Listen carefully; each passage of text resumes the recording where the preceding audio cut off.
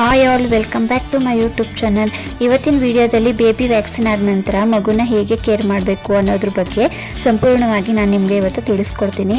ಹೊಸ ಅಮ್ಮಂದಿರಿಗೆ ವ್ಯಾಕ್ಸಿನ್ ಆದಮೇಲೆ ಬೇಬಿ ಅಳೋದು, ಜ್ವರ ಬರೋದು, ನಿದ್ದೆ ಮಾಡದೇ ಇರೋದು ಅದನ್ನೆಲ್ಲ ನೋಡಿ ತುಂಬ ಟೆನ್ಷನ್ ಆಗುತ್ತೆ. ಆದರೆ ಕೆಲವು ಸಿಂಪಲ್ ಕೇರ್ ಮಾಡಿದರೆ ಬೇಬಿ ಕಂಫರ್ಟಬಲ್ ಆಗಿ ಫೀಲ್ ಮಾಡುತ್ತೆ. ಹಾಗಾದರೆ ವ್ಯಾಕ್ಸಿನ್ ಆದ ನಂತರ ಏನು ಮಾಡಬೇಕು, ಏನು ಮಾಡಬಾರ್ದು ಅನ್ನೋದನ್ನು ಸ್ಟೆಪ್ ಬೈ ಸ್ಟೆಪ್ ನೋಡೋಣ.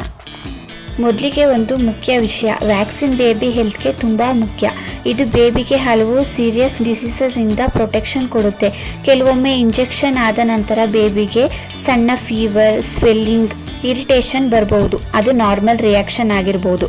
ಇಷ್ಟಾದರೆ ಅದ್ರ ಬಗ್ಗೆ ತುಂಬ ಭಯ ಪಡೋ ಅವಶ್ಯಕತೆ ಏನಿಲ್ಲ. ಡಾಕ್ಟರ್ ಹೇಳಿದ ಮೆಡಿಷನ್ನ ಫಾಲೋ ಮಾಡಿದ್ರೆ ಸಾಕಾಗುತ್ತೆ. ವ್ಯಾಕ್ಸಿನೇಷನ್ ಆದ ನಂತರ ಕೆಲವು ಬೇಬಿಗಳಲ್ಲಿ ಈ ಸಿಂಪ್ಟಮ್ಸ್ ಕಂಡು ಬರುತ್ತೆ, ನೋಡ್ಕೊಳ್ಳಿ. ನಿಮ್ಮ ಬೇಬಿಲೂ ಅದೇ ಥರ ಆಗುತ್ತೆ. ಜ್ವರ ಬರ್ಬೋದು, ಇಂಜೆಕ್ಷನ್ ಹಾಕಿದ ಜಾಗದಲ್ಲಿ ಊತ ಅಥವಾ ರಿಯಾಕ್ಷನ್ ಆ ಥರ ಆಗಿರ್ಬೋದು. ಆಮೇಲೆ ಬೇಬಿಗೆ ಜಾಸ್ತಿ ಅಳೋಂಥದ್ದು ಮಾಡ್ತಾ ಇರ್ಬೋದು. ಆಮೇಲೆ ಸ್ಲೀಪಿಂಗ್ ತುಂಬ ಮಾಡ್ತಾ ಇರ್ಬೋದು. ಪಾಪುಗೆ ಫೀಡ್ ಮಾಡಿಸ್ಬೇಕಾದ್ರೆ ನೀವು ಸ್ವಲ್ಪ ನೋಡ್ಕೊಳ್ಳಿ, ಪಾಪು ಹಾಲು ಕುಡಿತಾ ಇಲ್ವಾ.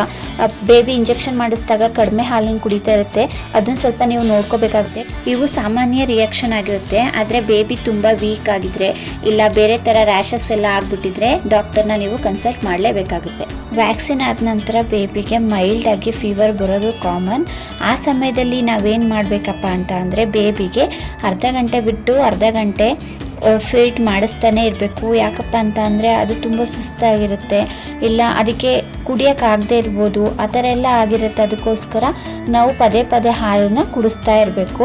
ಇನ್ನು ನೆಕ್ಸ್ಟ್ ಬಂದು ಬೇಬಿಗೆ ಫಾರ್ಮುಲಾ ಮಿಲ್ಕೇ ಆಗಲಿ ಇಲ್ಲ ಬ್ರೆಸ್ಟ್ ಮಿಲ್ಕೇ ಆಗಲಿ ದಯವಿಟ್ಟು ಕೊಡ್ತಾ ಇರಿ. ಬೇಬಿ ಹೈಡ್ರೇಟ್ ಆಗಿರೋದು ತುಂಬ ಮುಖ್ಯ ಆಗುತ್ತೆ. ಬೇಬಿಗೆ ಲೈಟ್ ಕ್ಲಾತ್ನ ಹಾಕಿ, ಕಾಟನ್ ಬಟ್ಟೆ ಇರುತ್ತಲ್ವ ಆ ಥರ ಕ್ಲಾತ್ನ ಹಾಕಿದ್ರೆ ಒಳ್ಳೆಯದು.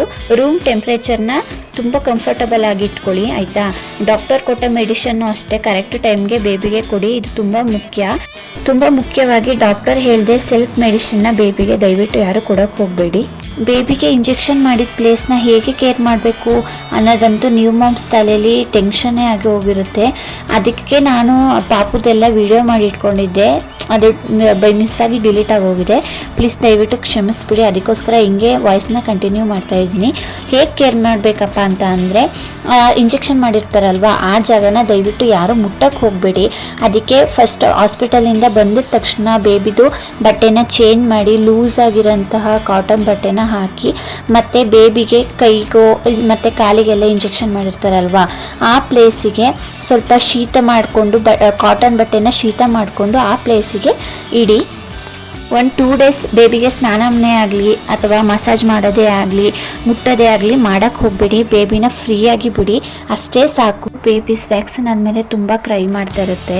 ಆ ಸಮಯದಲ್ಲಿ ನಾವೇನು ಮಾಡಬೇಕಪ್ಪ ಅಂತ ಅಂದರೆ ಬೇಬಿನ ಸಾಫ್ಟಾಗಿ ಹಗ್ ಮಾಡೋದು, ಮತ್ತು ಸ್ಲೋ ಆಗಿ ಎತ್ಕೊಂಡು ಓಡಾಡೋದಾಗಿರ್ಬೋದು, ಸಾಫ್ಟ್ ವಾಯ್ಸಿಂದ ಬೇಬಿನ ಮಾತಾಡ್ಸೋದಾಗಿರ್ಬೋದು, ಆಮೇಲೆ ಫೀಡಿಂಗ್ ಮಾಡಿಸೋದಾಗಿರ್ಬೋದು, ಇದನ್ನೆಲ್ಲ ಮಾಡಬೇಕು. ಬೇಬಿನ ಅಮ್ಮಂದಿರು ಮುಟ್ಟೋದ್ರಿಂದ ಬೇಬಿಗೆ ಕಂಫರ್ಟ್ ಫೀಲ್ ಆಗುತ್ತೆ. ಅದರಿಂದ ಬೇಬಿ ಬೇಗ ಹುಷಾರಾಗಿ ಕೂಡ ಹೆಲ್ಪ್ ಆಗುತ್ತೆ. ವ್ಯಾಕ್ಸಿನ್ ನಂತರ ಬೇಬಿ ಜಾಸ್ತಿ ಸ್ಲೀಪ್ ಮಾಡ್ಬೋದು, ಅದು ಕೆಲವೊಮ್ಮೆ ನಾರ್ಮಲ್ ರಿಯಾಕ್ಷನ್ ಆಗಿರುತ್ತೆ. ಆದರೆ ಬೇಬಿ ವೀಕ್ ಆಗ್ತಿದೆಯಾ ನೋಡಬೇಕು, ನೀವು ಫೀಡಿಂಗ್ ಮಾಡ್ತಿದೆಯಾ ಗಮನಿಸಿ. ಹಾಗೆ ಬೇಬಿ ತುಂಬ ಡಲ್ ಆಗಿದ್ರೆ ಡಾಕ್ಟರ್ಗೆ ಹೇಳಿ.